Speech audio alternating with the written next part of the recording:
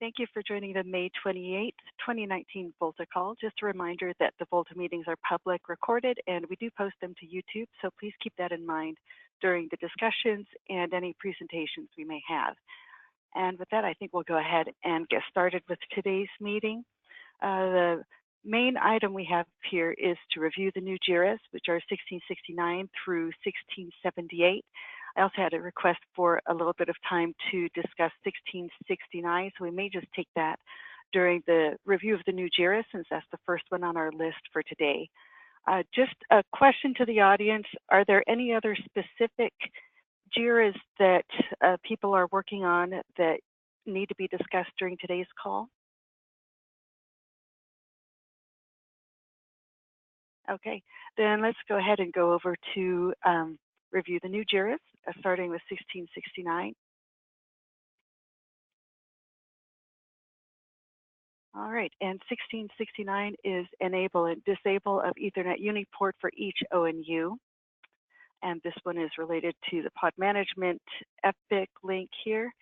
And then we have the description here. Ethernet, right now in VOLTHA, Ethernet Uniport is always enabled and active, even if RG is unplugged manually. Enable and disable of Uniport should trigger ONU Uni admin state to enable disabled, and a change in operational state when the RG is plugged in. And I believe there's some comments down here in SIBA as well. So if I need to move over to those, let me know. Is this an admin state change? I wouldn't think that it would be admin state.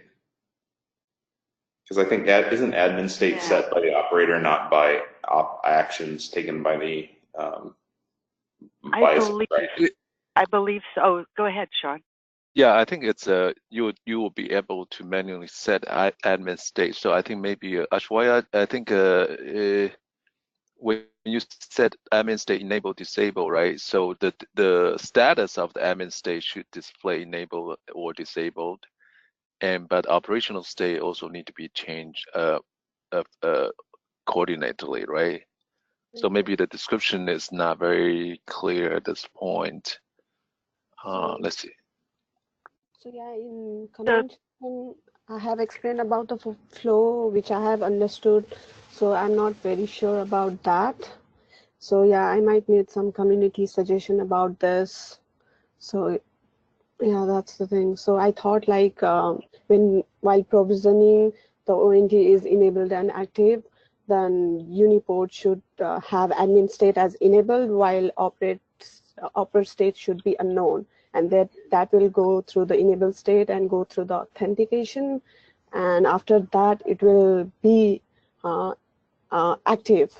And when RG is plugged in, like after RG is plugged in, then it should go for the authentication state and it will go for the active. And while disabling, I thought like the admin state as well as oper state should be disabled and unknown. I'm not very sure. So okay, sorry. Okay, everybody else chime in if you want. Yeah, so okay, so the Uniport, the Uniport admin state is being set by an operator, right? So the default will, of course, you know, when the ONT comes up, the Uniport should come up as admin state enabled. And if there's no RG connected, then the Uniport, the operational state should be as down. Okay. I think at least this is what I've been used to, right? So the operational state, the status usually is up and down, and the admin state is enabled, disabled. So operational state of Uniport, the Ethernet port should be down if there's no Ethernet connection at all, right? Mm-hmm. So I don't know where that unknown state came from. Actually, I just wrote unknown because there's nothing like if we disable, then there won't be any operational state, I guess. I got it. So if you admin state is disabled, you don't really care whether the operational state is right. Right.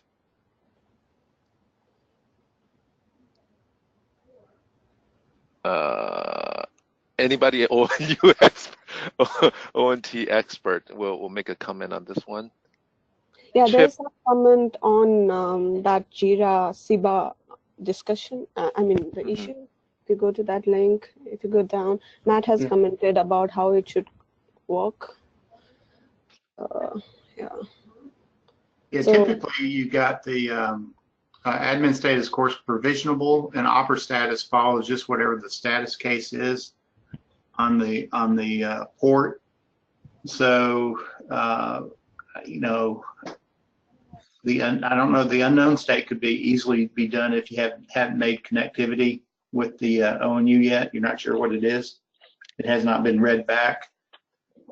And I would, you know, it's probably up to the ONU to report what the opera status is while the port's disabled. But of course, typically when you disable a port, you want to suppress alarms. So opera status changing up and down should not probably trigger an alarm condition if the admin state is disabled. If that makes sense. yes. Yeah, so Ashwarya, it's basically if the Ethernet port is, but it, you know, and are we making this too complicated? But the chip, if the ONU, the uni port is disabled, right? Is admin down? Is admin disabled? Yes. But on the ONU perspective, you know, the uniport is part of the ONU, right? So the ONU probably still reporting that uniport in some sense. Is that correct? You know what I'm saying? Well, yeah, disable the. Yeah, typically I think how it would be implemented is out on the uni. Is of course there's the admin there's the lock, the admin lock. Mm-hmm. So you probably would use that to manipulate whether or not traffic is enabled, and that would also suppress OMCI alarms if you implement it. I mean that's the way I would expect it to be implemented on the ONU and also the ONU device adapter. Yeah, and once you admin up again, later on, sorry. Yeah, and I would leave it up to if you're out there polling like the UniG or one of the other PPTP ports, and it provides status. I would provide that status back if it is reported, because I mean it does not hurt anything. I just wouldn't generate alarms. Right. And just so usually when you admin that port up, then you reevaluate the alarm status. Yeah, that's right.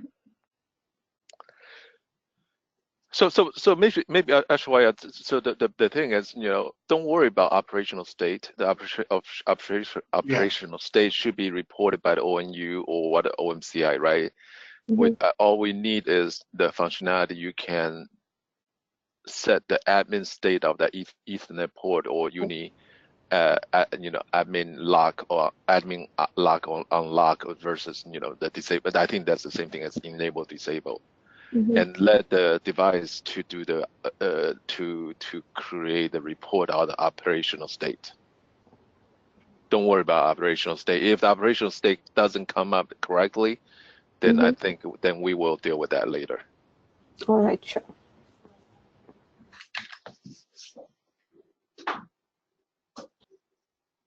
Is that clear now? Yes.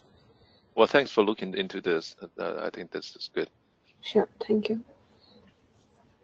Aishwarya, should I assign this one to you? Are you working on this item? Yeah, actually I'm looking into it, but I might need more community help to understand more in detail. Okay. Yeah, but I'm looking into it. Okay, I'll go ahead and put your name down there. I'm not expecting this will complete this sprint since it's wrapping up this week, but maybe we can map it in for sprint 2. That sounds good. Sure, thank you. So okay. Are we expecting to that one, right? This one? Yeah. So I thought of implementing in 1.x, but yeah, 1.x VOLTHA. Oh, because okay, the setup you have is in 1.x. Let's talk about. Let's put it on the 2.1. Once you finish 1.x, then we will put it on the 2.1. All right, sure.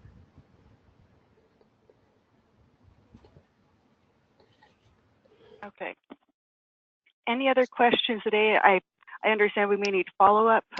So Aishwarya, if you need me to get you in contact with folks from the community, or if you want to use VOLTHA Discuss, then we can deal with that as you need more help from the community. All right, sure. Thank you. Great, thanks.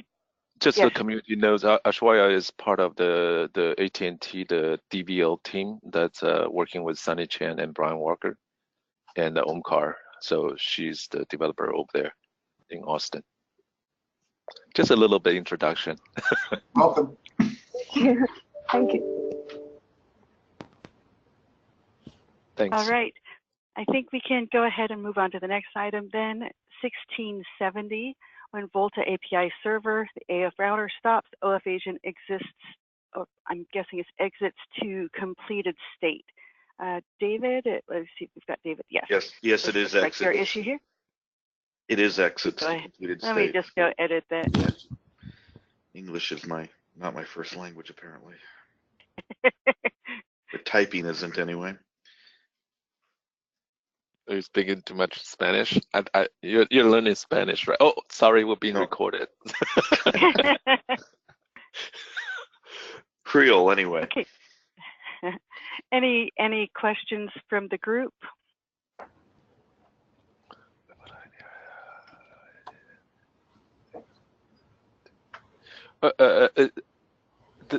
Okay. So what? When I read this, right? So when so the OF agent should not exit to the complete state. So what's the correct behavior? I would think the OF agent still stays in its running state. I don't know why it would stop. It should continue to retry to connect to the API server. I assume what's happening, I haven't debugged it, is the OF agent notices the API server goes away and it exits. I'm not sure why it has to exit. It could do kind of a back off, continue to try to reconnect. Ken, do you have any comment on this one? I think the reason why it exists, I think it was before, I can't remember how long back, there was an issue of OF agent trying to reconnect. And during that time, it's that gRPC channel was kind of stale. And even if it was trying to reconnect, it was just stale. It couldn't do anything about it. The only way around it was for it to go in panic mode, to exit, and then come back up. That was when we were using Envoy around that time. So we have not tried it with the AF router. Maybe with AF router it's better. We don't have to exit. One question. So you talk about the Envoy. So Envoy is not part of the 2.0. Is that correct? No, it's not part. Okay. And then so David, when you test this, is that in the cluster mode or non-cluster mode? It was in the clustered mode, and this was against 2.0. So Envoy, trying to think, Envoy was not part of the deployment. But again, Ken's saying there's an older behavior there that was implemented because of Envoy. It's just unclear. We need it still. Correct. You could make the argument, hey, you wanted to do this behavior still, and then Kubernetes will restart the OF agent, and then it may crash again if the API server is not there. You could argue either way, I suppose. I'm not sure I consider loss of communication to the router, to the API server, an error that should do a fast exit, personally. I think loss of signal or loss of connection in a microservice environment is something that is expected and needs to be handled likely without a crash. If there's a gRPC library issue, that's something else that needs to be considered if we can't close that channel properly. Or have that channel closed properly, I guess would be a better way to say it. I agree with that. I think we should try it with like you're trying it with the F router, and see if it's we still have that problem that we had with Envoy. If we don't, then we don't have to panic and get out.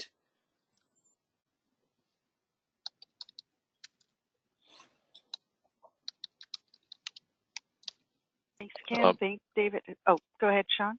Yeah, go ahead. I was just going to ask if there were other comments. So who this one need to be assigned to? Or this is one of the bug? I think it just gets put in the backlog for now, and as people come free, they can grab bugs from the backlog. So my plan for Thursday is to do planning for Sprint 2. And so if we look at the VOLTHA board, we do have the defects up at the top. I'll try and get the latest ones mapped over as well. And so then as part of the planning, I think we'll be taking a look at the defects to decide which ones we think should be targeted for work in Sprint 2. Sean, does that make sense? Yeah. Okay. All right. Any other questions on this item before we move on? So when the OF agent exits, does anything else decide to exit as well, or everything else just keeps going? I didn't notice anything else exiting. I guess the real concern here is if the OF agent exits, that's essentially a drop of communication between that and the controller, and things, what is the state at that point? When OF agent restarts and everything reconnects, does everything get repushed from Monos? And I don't know. Usually the OF agent, once it gets killed and respawn, so we'll reestablish connection with the core and get all the logical devices and reestablish connection with ONOS. And during that time, I believe ONOS will do a query on the flows, and if there is a discrepancy, it will push new flows. Yeah, essentially triggers a resync of everything. Yep. I see.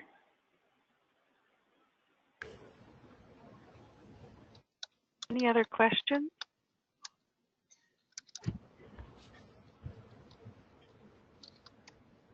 Okay, let's move on to the next defect then. 1671, registered adapters remain even if adapter containers are stopped. And we have a, go ahead. David, you're the bug master. Well, that's good. I think, it's better doing this way. Anyway, sorry. It's good to see the activity and the testing going on. So I do appreciate that. Okay, so for this issue, for this defect is assigned a medium priority. Do we have, and we've got in the description, the expected behavior. Do we have any questions or comments from the group? Or David, any comments from you? Yeah, I thought this was an interesting or tricky one because when the adapters go down, they likely, or more than likely, will come back up. So the question is, as I said below, do we kind of need to have a heartbeat state which says, hey, look, here's the last time I've heard from this adapter. It's probably coming back up versus I haven't heard from it in 5 minutes. It's probably gone away versus I haven't heard in 10 minutes. It's gone. I'm going to wipe it from my registry of adapters. That's right.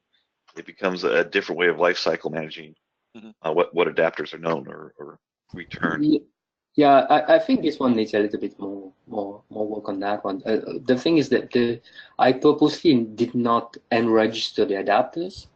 And the reason for that was if an adapter goes away and comes back up, we will detect that adapter already was registered. And what we're going to do, we're going to initiate a reconcile process where we're going to tell the adapters, here are the devices that you had, go and reconcile yourself.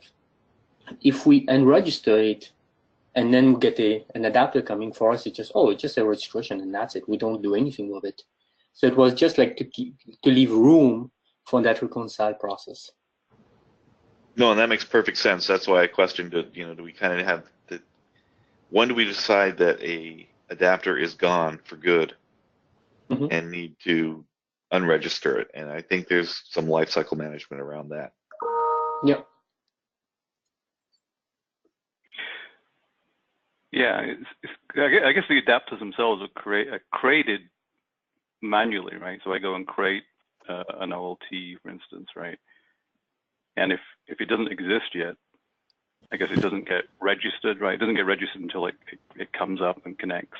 Well, I think if you try to create a device and you specify an adapter that doesn't exist, it won't create. The crate will fail. I don't think it sits there in kind of a pending the adapter creation state. Oh, there's no the provisioning will work, but the enabling of that device will fail. Yeah, yeah. Well, oh, so it has to be there to enable it? I can't just enable it and then it shows up later on and gets taken care of, I guess. I'm not sure I understood. I thought I saw today. Also, Ken, I thought I saw things weren't creating correctly unless the adapter was there too. It was the crate device was failing, but maybe I'm misremembering that. Enabling definitely won't work without the adapter there. Yeah, definitely. Actually, I'm pretty sure it's only during enabling. During pre-provision, it's like you can provision whatever device you want. It will remain in the core. And only during enable will actually go and check whether that adapter is there. And then so let's say I create an OLT adapter and I provision it's there, it registers, I provision subservice, then all of a sudden my communication network to the physical adapter goes down, right? So everything's up and running, it's passing data. I mean, it can't authenticate new subscribers, but the existing ones are up and running.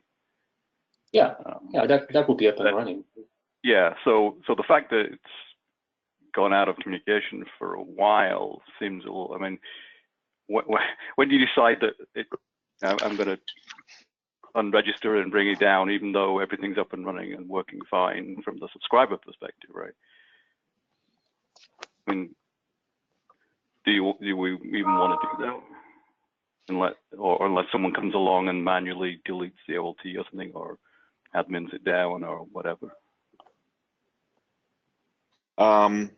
I think there needs to be some state management. When I get a list of adapters, from VOLTHA, there needs to be at least some indication that we've lost communication to it. Oh yeah, for sure, yeah. But do we want to take any action to essentially affect the running subscribers when they do happen to reconnect again?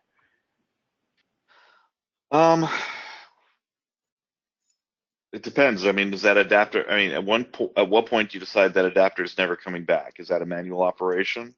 It seems like that might be some operator coming on and say, well, I know I pulled all the plugs in the OLT and I need to move the subscriber somewhere else or something, and I'm going to delete it or whatever the operator does. But it seems a little risky to automatically decide that I'm going to unregister it, because when it comes back, then everyone's going to go down for a while until everything reconciles, right? Agreed that it is expensive to unregister adapter if all those relationships go away and you have to reconnect all the new subscribers. Agreed. Now, when you say, I mean, again, this is the software adapter that we're talking about. So unplugging, I'm not sure how that, taking out the plugs doesn't necessarily say the software adapter is going to go down. That's just a loss of communication between the adapter and the physical device. Oh yeah, that's what I was thinking of. There's loss of communication to actual physical OLT. Yeah. So here you're only talking about the adapter communication. Right. Core. So yeah. I guess if there's some kind of geographical dispersion of the software, I guess that potentially could happen, I guess, but it's probably unlikely, I would assume. So yeah, the question is when the core notices an adapter goes away, well, does the core notice an adapter goes away? When it notices it goes away, when does it determine, well, it needs to report that, alarm that, alert that, whatever. Yeah. And then at what point or at no point does it say that adapter's been gone so long, I've now reached a state that I should unregister it? Or should we say, regardless of how long the adapter's gone away, I'm going to always report that, even though I report the adapter as gone, kind of visually in a gone state, I'll report it and still in my list and wait for a manual operation to purge it from that list. I kind of like that myself, but the operator should wait. Well, then there's going to be issues about versioning. I shut down the version 1.x adapter and start the 2.x adapter. Is the 1.x adapter still there? That's correct. That's why we need that life cycle management of adapters in the core. That's the main reason, like the versioning and the reconciliation. David, can you create a JIRA epic about the life cycle of the adapter on the? Certainly, if there's not one that already exists. I don't. Well, okay. First of all, right? So, I'm sorry. I'm so it's first day of work. I'm being talkative here. It's I don't believe 1.x adapter will coexist with 2.x adapter. Is that correct? Yeah, 1.x versus 2.0 was not really the issue. It's just when you do version changes, regardless of what the ID or version number is. Right. Okay. And then the other thing is, if the adapter, today we don't have adapter support HA, but what is the correct behavior when the adapter is not in HA mode and versus the adapter is in the HA mode? So I think we need to consider the two different scenario, right? Would they behave differently, or should they behave the same? Well, from the point of the core, the behavior in the core should not be different, whether the adapters are in HA or not. Makes sense. Yeah. From the core, there's either I have an adapter cluster I can communicate with, or I don't, regardless of the size of the cluster. If that's one, no HA. If that's three, there's potentially HA. And then, does anybody has any kind of how's the architecture look like? How the flow or whatever the sequence of events should occur for the VOLTHA 2.x framework regarding to the adapter life cycle? We never talk about it, right? I think it's on the to-do list for adapters HA, but I don't think it was anything has been done around that. But adapter HA need to work with the core in order to get things working together seamlessly, right? No, I understand. What I meant is like it's on the to-do, but I don't think any discussion has been done in that area. Okay. Judy, may we tag this one as one of the topic? We invite architect to provide suggestion regarding to how this can be done. Sure. And the other thing is the life cycle for the adapter, right? Also depends on the version of the OF agent on the box, and also the physical, the firmware of whatever on the box, right? So potentially there are dependency. Is that a fair assessment? And you could argue, therefore, you're also going to run multiple versions of any given device adapter to support different boxes. Exactly. I think this is a big topic. We definitely would like to invite the technical leads to create, what issue we need to tackle and what's the potential resolution. No, I think this is something we have put off for a long time too. So, but in the meantime, if the adapter is not in the HA mode, how exactly this should be a behavior? I think that's the first thing we need to tackle, right?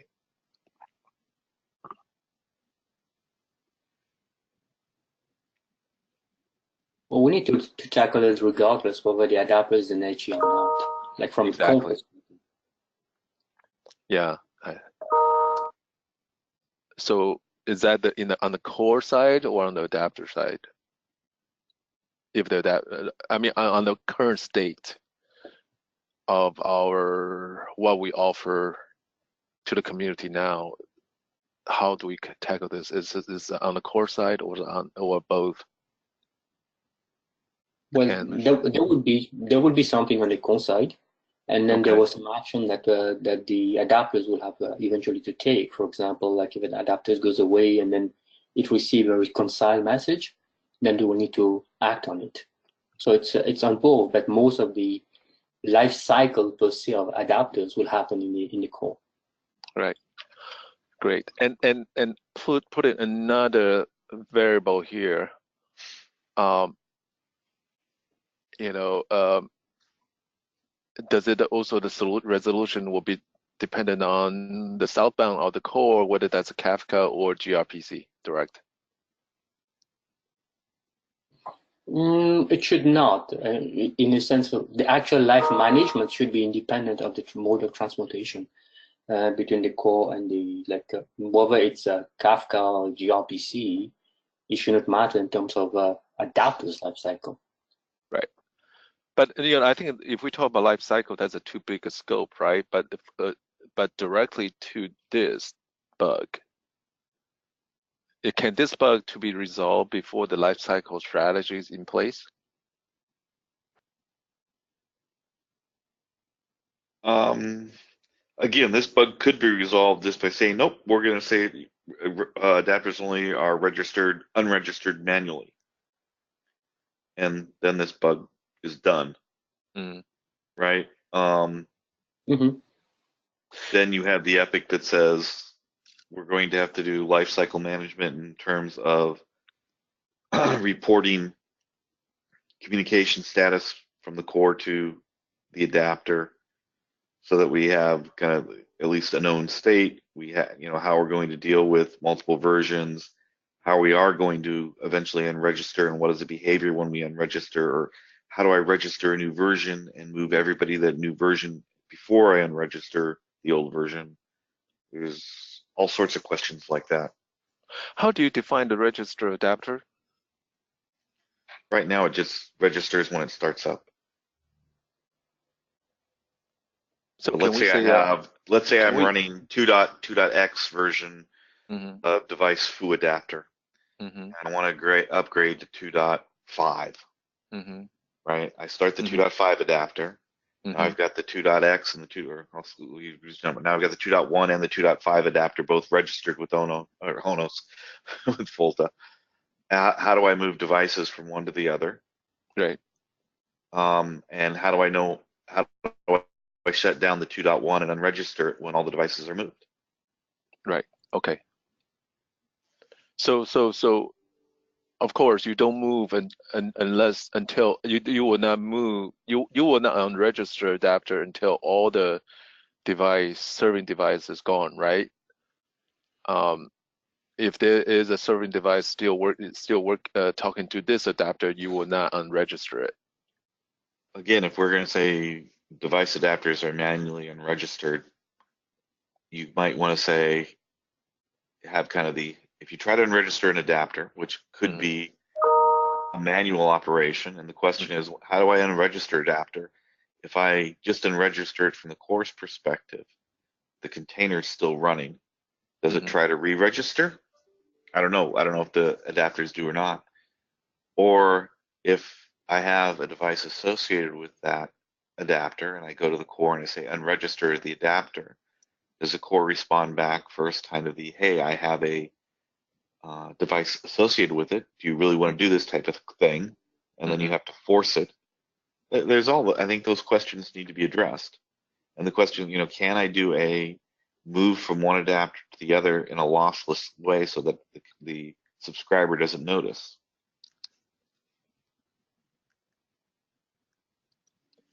Okay. No, okay. No, I think it's good. This is good discussion, and I think,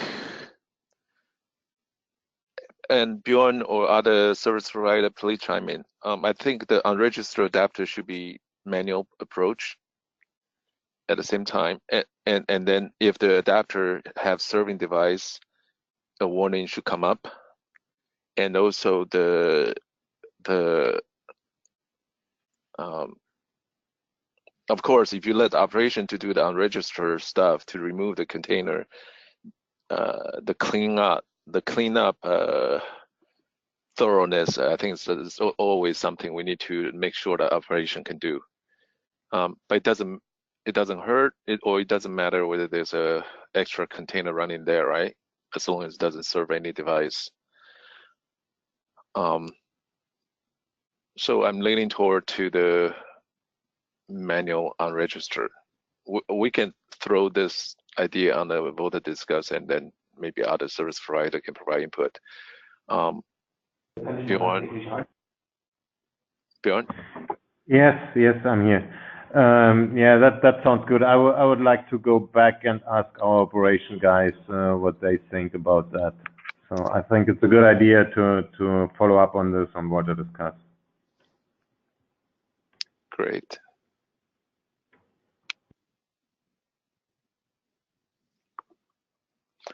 David, thanks for bringing up this issue. Hey, anytime you need trouble, just give me a call. Any other discussion on this item today? I know we'll have follow-up discussion in the future, but anything else for today? Okay, then, so Sean, are you going to take that one to VOLTHA discuss? Or? Yes, I will Okay. do that, but please remind me. Okay. Thanks. Then the next two items are new stories for the BAL 3.0 brigade.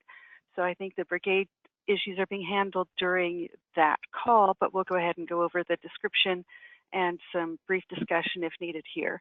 So 1672 BAL v 3.0 removed inner TPID and outer TPID.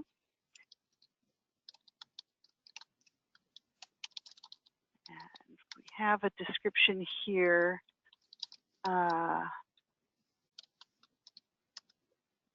Okay, so we had different behavior in 2.6 SDK. Let me see if we have any comments on this issue yet. No comments. And I'm not sure, I don't think I saw Jason on the bridge today. Any comments or questions from the group that we need to take back to that brigade?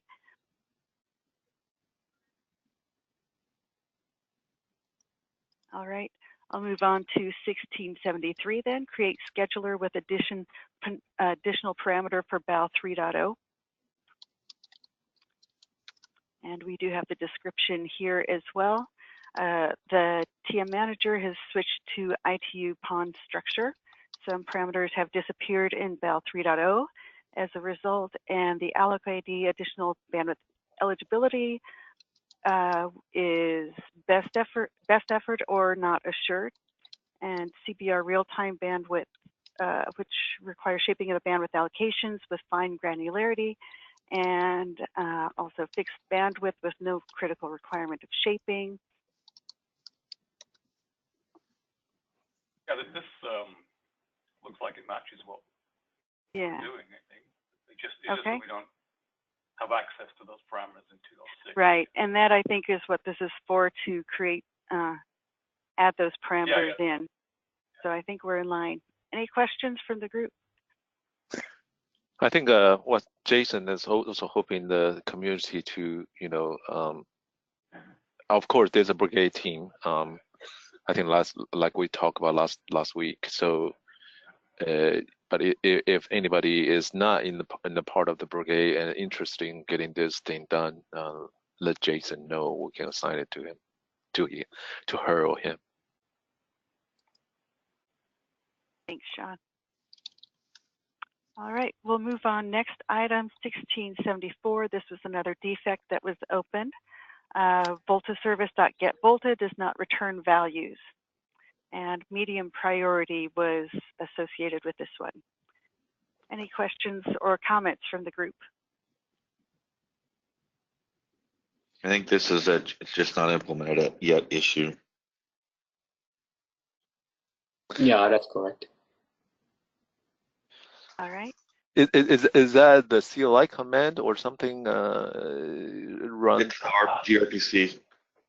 The gRPC. So potentially the northbound can come down and get the version of the Volta. Is that correct? Well, any client, both the CLI as well as any client really uses that to get the version and other information from Volta. I think this is a very important one, right?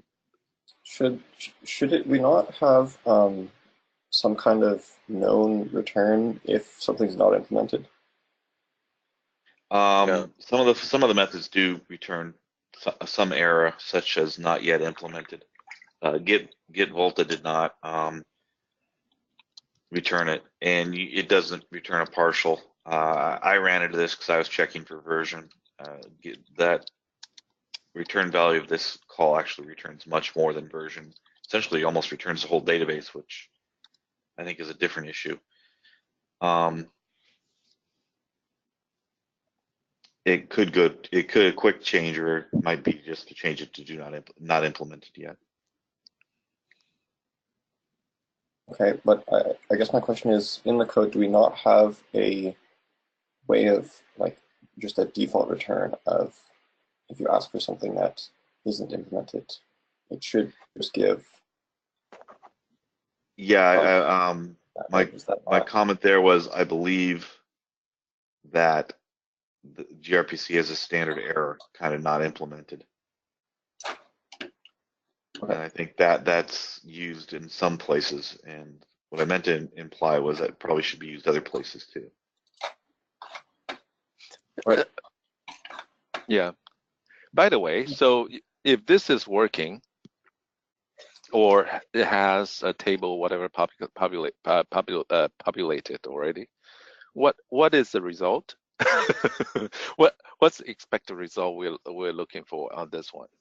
Well, there's a Volta message in gRPC, and that Volta message contains version information. It actually contains, I believe, all the devices, it essentially reads the base of the database tree and returns it, as I recall.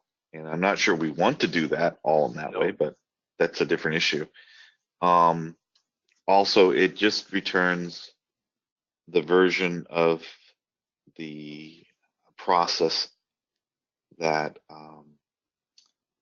returns a value, right? And when we're talking Volta, and the CLI says I want the version, or is it really just the version of the read-only core we want, or do we want the version or versions of the read-write, read-only cores? So there's a bigger question here in my mind as I went through this: is what does it mean when I ask for the version?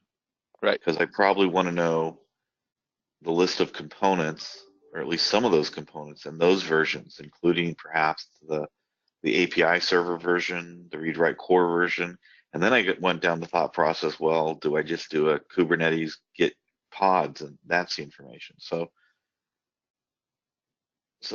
I have some questions in my mind is what the proper operational is around some of that. David, why did you always make things so complicated? To me, I would say that get the Volta version, that's 2.0. I don't know. It's just my nature. I like being complicated, I guess. No, I think this is very very important. But at the same time, the result need to make sense for the operations, right? Who's going to who, right? So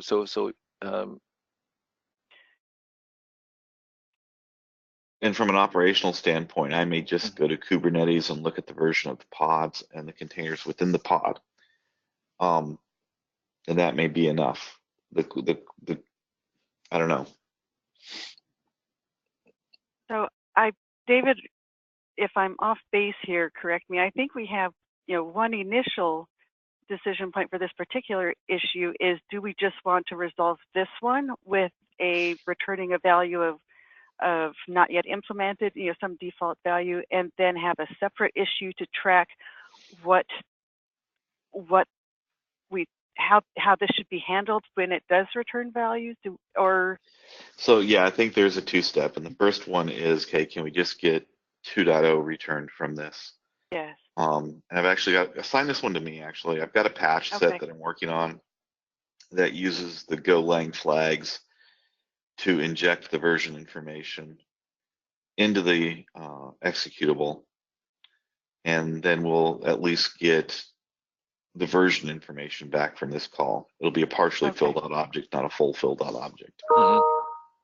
But then there's a bigger question is, what is a proper way to deal with, when someone asks via the API for version, or do they get anything different? Yeah, let's get a mechanism in place, and then what's the content, or what does the content to be used, we can determine later. Ken, sorry, I interrupt you.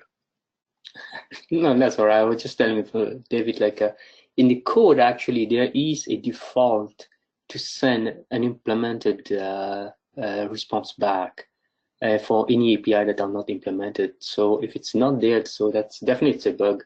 If it's not, if that error message is not being seen.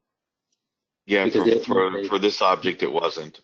In the last patch, I just put in, I started to return a hard-coded version and pretty much the object other than that.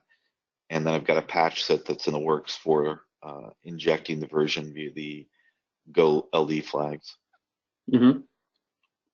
Yeah, so definitely it's a bug because it's the default is there, which is unimplemented.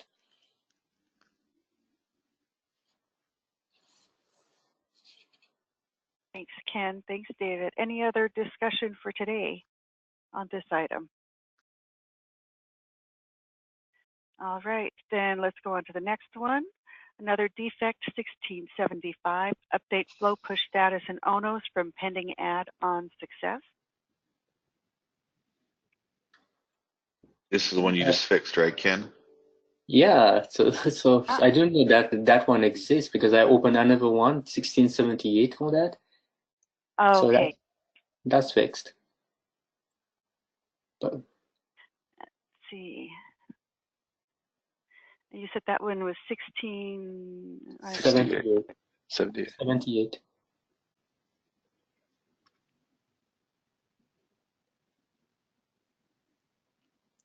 Okay, so I can close this one as a duplicate.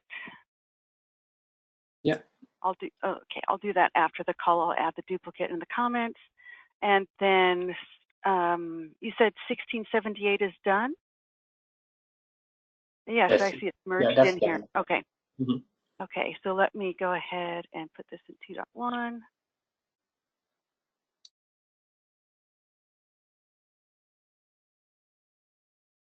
Okay, and let me find where we were. I think 1675 is where we left off. 1676, another defect, if the nodes hosting etcd restart, etcd never recovers.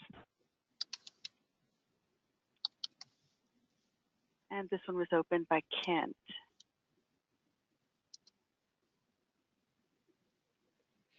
Any questions or comments from the group?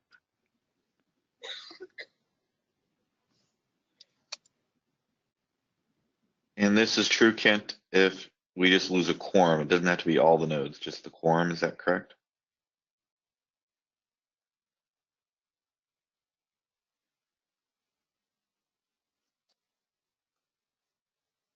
I believe that's the case.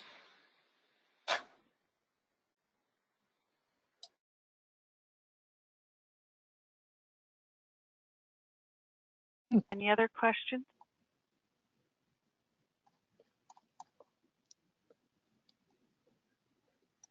So sorry. So I see you linked XCD discussion thread on that, right? Yeah, there's an open issue for it, but the issue's been there for I think like 9 months, and there's been lots of discussion but no activity. etcd operator seems to be a dying project, so I don't know if it will ever be fixed. Okay. Let me send a message to Don Newton and Matt and see whether they have comment on that, because they seem to look into the XCD quite a bit. Okay. Thanks. Okay. If XCD operator is going to be a dying project, then we'll have to remove it from from VOLTHA.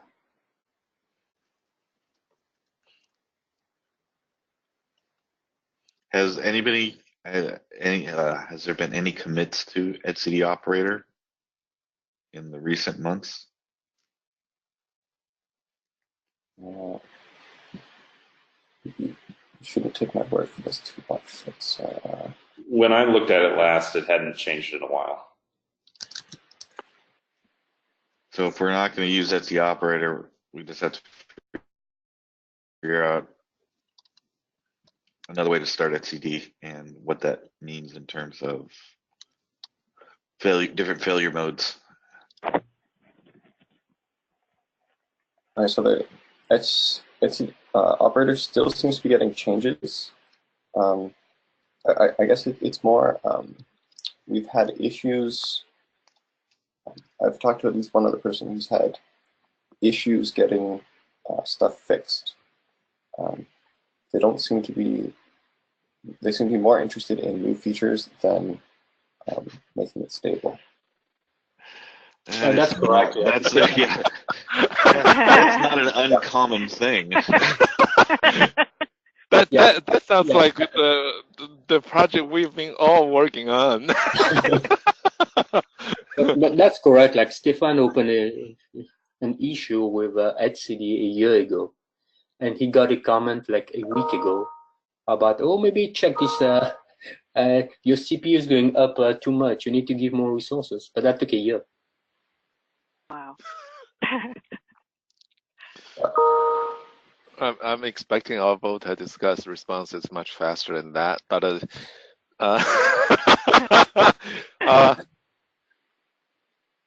it seems like, you know, is that true? The XCD is nothing but trouble? I don't think it's nothing. I don't think it's that tragic. There are failure scenarios which are going to be a concern. And the question is, if we don't use etcd operator, how do we handle those different failure scenarios? I think we just have to be careful we don't, throw the baby out with the bathwater and get rid of one problem and end up with more, right? That we have to solve ourselves. And some of that analysis would likely be, okay, does it make sense for us to contribute a patch to etcd operator for this situation? I don't know what the right answer is. Hey, Zach, is VOLTHA the only one using XCD among the ONF projects? Well, SIVA in general has been using etcd operator. I think the issues that have happened over there have been mainly related to reboot cases where etcd wasn't up soon enough. And I'm not sure whether this problem is, I didn't look exactly at the issue that was linked here, but is that one of the issues, or is it just that it wedges itself somehow on reboot? It's basically, if it loses quorum, it assumes that things are down and waits for manual intervention. Okay. So whereas we'd expect, like when the pods come back and it gets quorum back, it should keep running. Right. Yeah, I don't think we've run into that issue specifically. It might be just our test scenarios are bringing up or aren't as dependent on etcd features, at least in the testing that we're doing on SIVA. So I would like to follow this discussion and try to make it a wider thing, because everybody is using etcd. I'm definitely not saying move away from etcd. It's just operator seems to have bad support around it, so we have to figure out what to do with that. Mm-hmm. Right. And it may be that there are other operators. For example, there's quite a few different operators out there for database connectivity in Kubernetes. It may be that the etcd operator has some alternative. Right. Worth looking into. Hey, so Zach, potentially, if this is common, then maybe ONF should take a lead regarding to how to get this resolved, right? Or the best recommendations. Yeah, I can definitely help with this, but it's I don't think I've experienced this particular issue, and if Kent or other people at Sienna have, it might be better to. I could assist in trying to replicate the issue. And we could try to work through and see if there's a specific version that is working better of etcd operator, or if there are other alternatives. And again, right, so I think ONF, as far as I know, you're not running VOLTHA in the high availability configuration. Is that correct? Currently not, because is this an issue that it's affecting mainly the 2.0? I don't think we're actually integrating that in SIVA yet, so that might explain why. It's also 1.x, right? 1.x, yeah. If you configure it as they're both using etcd operator 1.x and 2.0. Yeah, I don't think we have a test scenario that's currently rebooting a pod in either case. But David, it's a failure scenario. We need to have the high availability cluster of the VOLTHA core to see this issue, right? No, this is etcd clustering, so you need the etcd in a high availability mode, and then bring down the nodes. I don't think you even need it in high availability. Just with one? Well, it's as soon as it loses quorum. So even if it's one, okay. Quorum. Let me talk to Andy Bobbier about this. I know he probably has he might have some input on it. He's been closer to doing that and working on SIVA on a box. Yeah, I'll do that and follow up with you, Kent. Right. Thank you. Thanks, Zach. And we've got less than a minute left before we're out of time. Let me quickly go to 1677, callback assignment mismatch when adding a new device. And this one has been completed already. Do we have any quick questions that we need to take back for this item? And again, this one's is complete at this point. Let's move on. Okay, and then 1678, we briefly talked about related to 1675. This one is done as well. Any quick questions for Ken on this item?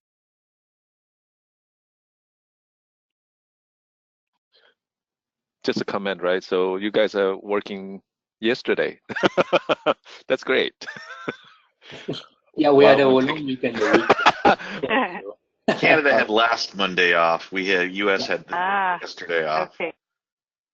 All right, and we are out of time. Since we went over the active sprint issues on Thursday, I did not have a lot I wanted to circle back, but there were just a few I'll point out just to ask for follow-up after the call. 1555 looked like maybe this is waiting for a merge. So this one here, and then 1579 and 80 were similar. So I can't see 1579, but 1580 had a +2 already as well. So I wasn't sure if this just needed someone to take care of merging it in. So we'll try and follow up afterwards since we are out of time, but those were three that I wanted to just point out to see if we needed some additional support in Garrett to get that done. With that, we're out of time. Any last comments before we drop the bridge today? Okay, and as I mentioned earlier, Thursday, planning to do sprint planning for Sprint 2 of VOLTHA 2.1. And with that, I'll go ahead and stop the recording.